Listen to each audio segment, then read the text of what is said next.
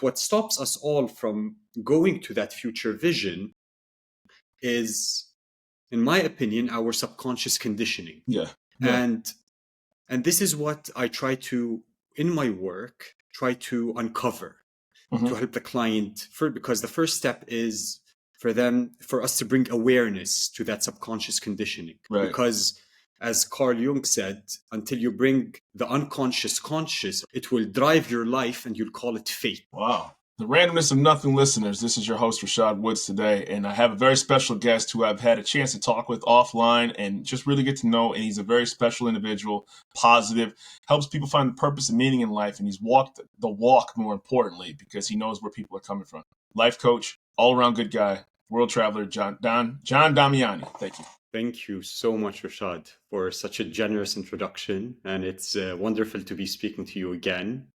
And thank you for hosting me on your show, and congratulations on the growth. Thank you. Yeah, thank you very much. It's been kind of wild, right? When you start seeing rankings that are actually, outside of your own respective zip code or country, kind of have to pinch yourself a little bit, and you found me obviously because of that growth, and without people like you, it wouldn't be possible. So I appreciate you. Thank you. Thank you very much. So first of all, you obviously have a very compelling story. You're from Jordan, currently in Italy. You went into banking and finance, and then eventually you found your calling, what would you like to call that real purpose in life of yours? And now you help people through your coaching discover that same meaning of purpose. So will you just walk us through your background? Absolutely. So I have a background in engineering, and I studied engineering because my family suggested I would. I wasn't really sure what I wanted. I didn't have any real passions when I was 18.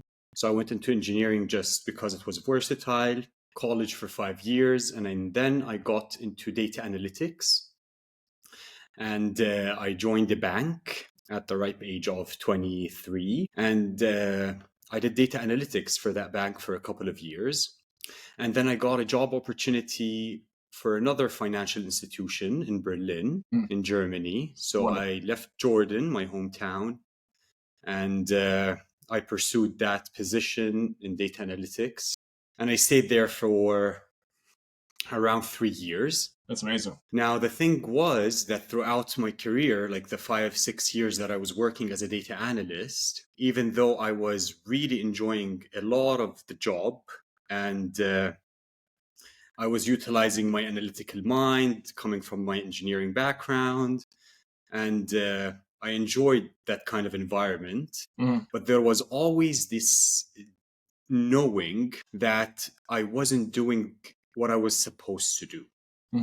And at the beginning, it was very subtle, very low. It would disappear for months and then just come back, whisper, and then it would disappear again. But over the years, and especially the last year and a half, it really got louder and louder and louder as I continued to develop myself, inquire into myself, and just hone my personal practice and so on, and my routines. I really started to understand what my values were. That voice got louder. That voice got louder to yourself. The voice got louder, and I really started to understand that I wasn't really doing what I was supposed to do.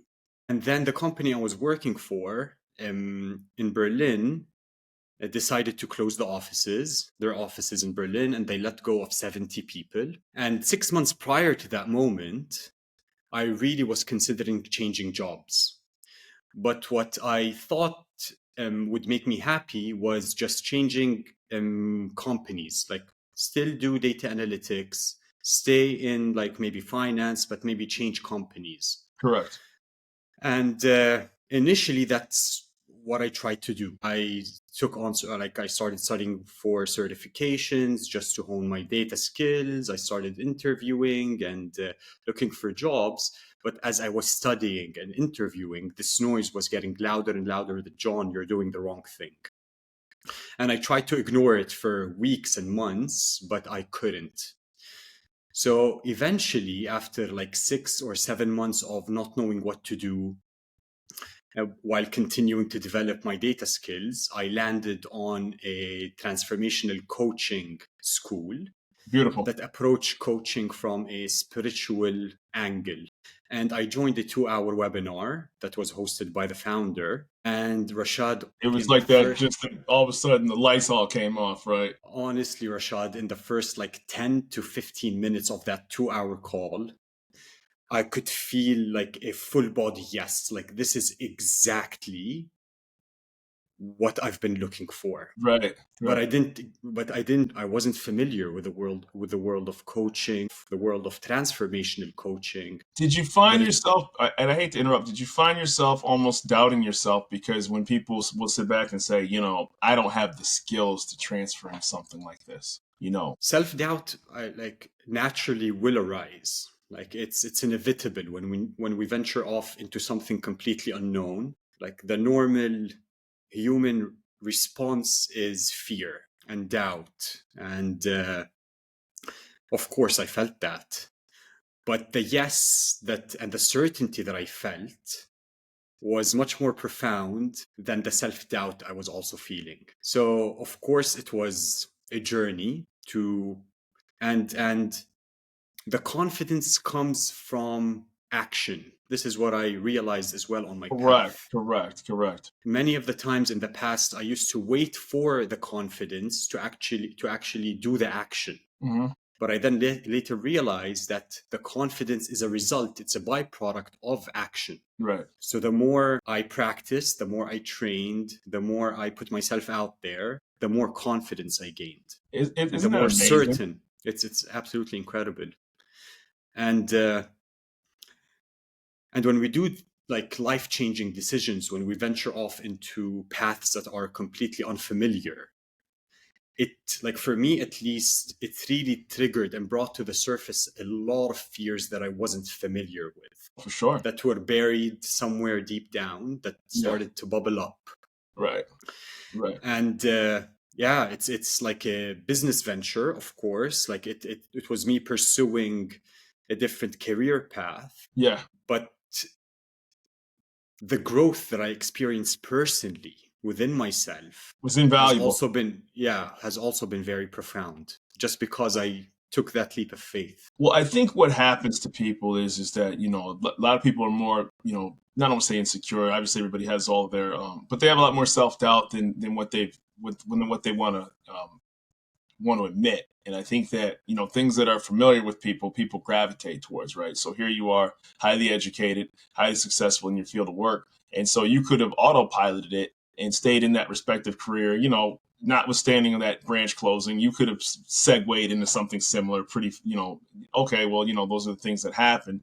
But to have that bird's eye view of your own life and say, I think that there's something to be said about what's your inner purpose. And, and the problem is that people punt, right? And so now it becomes a case of here they are 5, 10, 20 years later, and they've still punted. You did that and you acted on it because you had a burning desire to make sure that that was not something that you were going to put off, because you have less time available than you truly do when you want to do things. Yeah. And that's exactly the question I was asking myself. Like, okay, I could do data analytics for a few more years, but could I really bear the thought of doing it 10 years from now, Correct. 15 years from now? Correct. And that thought, the idea of being in data for like 15, 20 years was unbearable. And what I was looking for was that feeling of fulfillment, that feeling of connection. And it wasn't that, like, I wasn't looking per se for my purpose in life, because that changes, I feel, in each phase of fluid, life. Right. That's fluid. It's fluid. It changes in every phase. We have a different purpose. We might have multiple purposes. But what I was looking for, this feeling of connection to myself, connection to life, connection to, this feeling of fulfillment. And I could see that that feeling was not going to be available to me if I continued on that path. Well, it's good. And some people never find that, and that's wonderful that you did. So let's talk about your coaching. Your coaching is obviously, for helping people find purpose, bringing out those self-doubts and transforming it into something positive. So how does I saw, from your website, you do a 5-minute, you do free consultations. So as somebody who's brand new, there's kind of a two-legged question. Number one, What stage do you usually find people at? Age, male, female? And then two, what professions do you usually see people from? Is it all walks of life, or is it a specific profession that you see people come? So, like, these questions I wrestled with for quite a long time at the beginning of my journey, trying to understand, okay, who do I want to work with? What gender? What age group? Which professions? Which geographic location? And so on.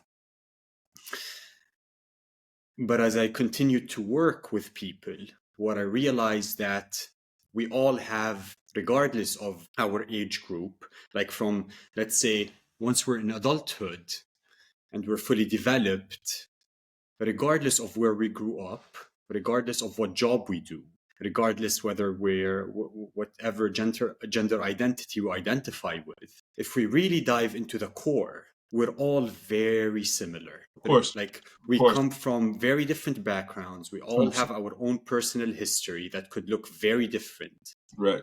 But the impact of that history, if we really dive into the core, is very similar. Now, there's a gradient to each and every belief that we all have, and we all have tens of thousands of them subconsciously stored. But the ones that limit our potential and constrict us and create the heaviness or the stuckness is very similar in each and every one of us. So I don't really look at gender identity, or I don't look at specific age groups, because what I realized is through coaching and talking to people and doing deep introspective work, the work is very similar. Right. Now, there are specific fields where we need a specialist in that field, like people who went through severe trauma in their life. They might need a therapist or a specific kind of practitioner to help them in that field.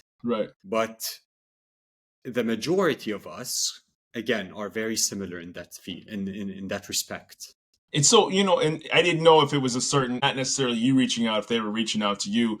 Here's what I found most fascinating about you is that most people don't get to that point of where I've acknowledged the fact that I'm successful, but I want more. So from the outside looking in, if you were to tell, your inner circle, or if you did, and I'm not here to say that you did or you didn't, and you tell them like, hey man, I need to level up from what I'm doing right now. Most people would look at from the outside, like, you're in finance, you came from Jordan, you're living in Europe, you're on the outside looking in. How could you possibly be professionally or personally, dissatisfied? But it's all about what you wanted to accomplish at the end of the day and what your life wanted to trajectory move. And I think people sometimes don't put that into perspective. Not to say you should get a little selfish, but you really should, right? Is it truly the purpose that what I'm living is leading to that fulfillment? Yeah. And it's not bad or wrong, right, to be seeking external approval.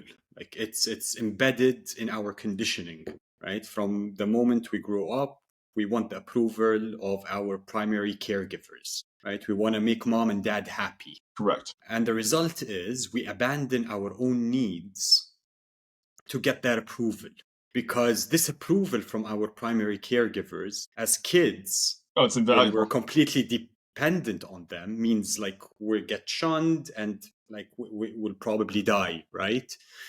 So seeking the external approval of people is very deep conditioning, and it's not wrong. Right.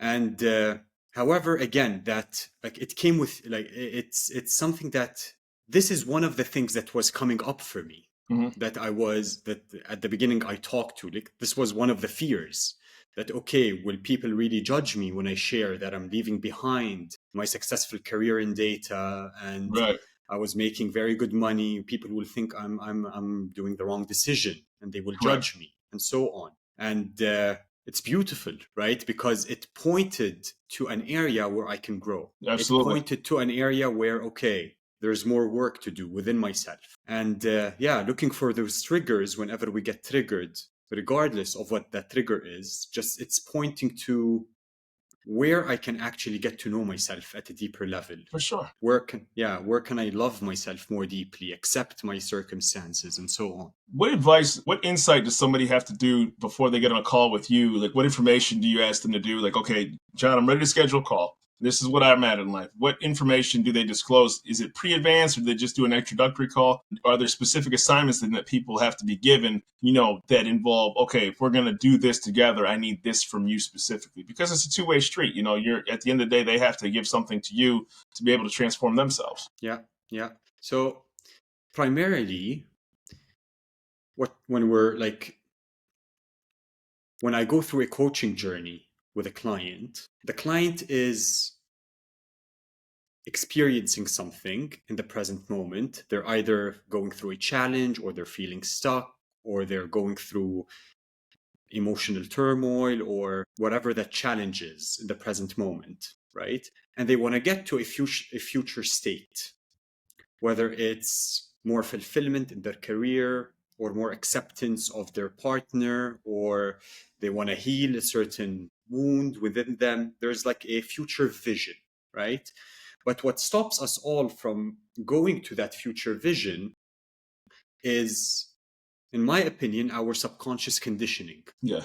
And this is what I try to, in my work, try to uncover to help the client because the first step is for us to bring awareness to that subconscious conditioning. Because as Carl Jung said, until you bring the unconscious conscious, or until you make the unconscious conscious, it will drive your life and you'll call it fate. Wow. So the idea is to bring our subconscious beliefs that are limiting our potential and make them conscious, so we can start working on them. So what I ask, to come back to your question, is where are you now? What are the challenges you're experiencing? Where do you want to go to? What's the vision for yourself, let's say in the coming 6 to 12 months? And what do you think might be in the way? Right. I think I'm sorry. I think one of the challenges when people talk about coach is that they think there's something wrong with them, right? Yeah. And I think that's one of the reasons people don't get coaches, right? Because I can't speak for everybody, but it's like, people would all of a sudden you get a coach and it sounds like there's something that you failed at. You know what I mean? Yeah, absolutely. That's one of the reasons why people don't get a coach, and that's one of the reasons why people get a coach as well. Right. Like, I think I'm flawed in a way. Yeah. That I'm broken in a way. Yeah. And this person is going to fix me. This person is going to help me be whole again. And that's also one of the very common, or I think this is the most common belief that I would say most of us can relate to. That there is something wrong with me, or I'm not good enough. Right. And I need to fix something within myself. Yeah. To become good. Absolutely. Right? But again, it's a lie. It's a complete lie. I think that people have and there's not a lot of here's whenever I've interviewed people, I always ask this question, because obviously social media has a great way of having people to reach out and to get that personal growth and success that they're seeking for, or that fulfillment that they're achieving. How do you make sure, because there's such a proliferation of advice given online, that you're the real deal, so to speak? And I say that respectfully because, and I only ask this for the purpose of this show because I know you are. So how do people know who to pick as a coach? Licensings, testimonials, things like that. It depends, but I would say just go with your intuition, personal connection, because there are hundreds of thousands of coaches out there. Yes. Just like podcasters like myself. Right? Like podcasters like yourself. And when you're in a container with a person, it's a very intimate space, right? Like you're really diving deep into your own psyche, into the challenges, into your own history. So I think the number one key thing is the connection that you like the coach and the client have. Correct. Right? And the connection can be felt immediately if there's it's a powerful partnership, if it's built on respect, and it feels like a safe space, right? Because that's also very important, just for the person who's getting coached to feel safe, to be able to open up. Understood. And of course, personal experience from the coach, like have they personally done the work? Because you can get all the certifications in the world. I think what really makes a great coach great is the work they do on themselves. And the deeper we go within or the deeper I go within myself, the better I'll be able to partner with people and help them transform their own life. Beautiful. So I can get all the certifications in the world, but if I'm not implementing that knowledge into my own life and getting to understand my own subconscious beliefs and my own limitations and my own conditioning, I won't be able to help the person sitting across the screen from me. I had a very powerful guest once, and I've quoted him on a few different episodes, and his name is Brandon Barnum. I always quote him because he said one of the most powerful quotes I'd ever heard in my entire life. He said, "There's life by design and there's life by default." And if you actually really take that message to heart, you can do what you did, which is, I'll just default it. I'll get my post-secondary education and just go to this particular path. And then there's the design part where where you take that moment, you're sitting at home and you have those quiet moments and you're like, this is going to lead to something that maybe I'm not going to be fulfilled with. And I'm going to design out what I want to do. And, whether it's a health issue, whether it's a divorce, whether it's any personal, it doesn't always have to be a tragedy, right? It can be a positive thing too. But it says something when somebody can actually start designing that fulfillment in that area, to navigate towards that ultimate goal. And it's fulfilling because then you wake up every day with that burning and purpose to help other people get to that stage in life. Yeah. And from my own experience, we all, the social conditioning on this is quite deep for all of us. What we think will bring us fulfillment is more materialistic, right. More wealth, more money, right. The car, the house, and so on. Right. However, what I realized is, of course, it's important to have enough money. It's important to have a house and so on. Of course. But however, there are intermediate goals to a bigger goal. And the bigger goal is that will actually bring us fulfillment is being of service to others. Correct. Or family, personal, relationships, cultivating familiar relationships or friendships, pursuing our own deepening, connecting with whatever that looks like, whether we're spiritual, whether we're religious, whatever that looks like. Those are the things that actually bring true fulfillment. Correct. And money and the house and the car are just, they could be stepping stones. And and what I found, most fascinating about your history is that you're very open and transparent about your own, sense of fulfillment, and it takes, in order to be a successful coach, in anything, not just, you have to be willing to share with your students that maybe you're not comfortable and under normal circumstances you wouldn't feel comfortable with, but if they're going to open up to you, you have to open up to them. You're very transparent about, where you wanted to be at in life. And for the purpose of this show, and we've talked, 2 or 3 different times, I always ask this of every guest that, where can people find John Damiani and your services that you offer? So they can find me first and foremost on my website, is John Damiani, DAMIANI.me. That name was a hard time for me to pronounce after a while, man, because I wanted to. I know. It's a tongue twister. I know. It's an Italian name, so here everybody spells it perfectly and pronounces it easily. And my Instagram handle is the same, johndamiani.me. And you can connect with me through my website or through my Instagram, or on LinkedIn as well. Beautiful. Do you find, and just briefly, do you find out that, with the internet, do people have just as good a coaching session, over Zoom or other platforms as they had when it was in person? Do you do in person, or is it just primarily Zoom or, other platform online? To answer your first question,